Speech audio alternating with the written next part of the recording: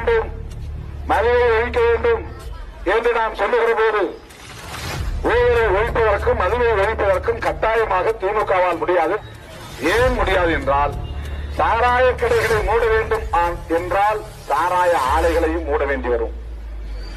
சாராய ஆலைகளின் அதிபர்களாக இருப்பவர்கள் எப்படி சாராய கடைகளை மூடுவார்கள்? ஆயிரக்கணக்கான கோடிகளை முதலீடு செய்து சாராய உற்பத்தி செய்யக்கூடிய ஆலைகளை நடத்துகிறார்கள். சாராய ஆலை அதிபர்களாக இருப்பவர்கள் எப்படி சாராய கடைகளை மூடுவார்கள்? தமிழ்நாட்டில் இருக்கிற எல்லா சாராய கடைகளுக்கும் 70% சாராய பாட்டில்களை சப்ளை செய்வது அவர்கள் கம்பெனி தான். ஆகவே சாராய கடைகளை மூடினால் அவர்களுக்கு தனிப்பட்ட முறையிலே மிகப்பெரிய நஷ்டம் ஏற்படும். திமுகவோ ஆட்சிக்கு மீண்டும் வருவார்களே, ஆனால் அவர்களால் நிச்சயமாக சாராய கடைகளை மூடவே முடியாது. நிச்சயமாக சாராய கடைகளை மூடவே முடியாது.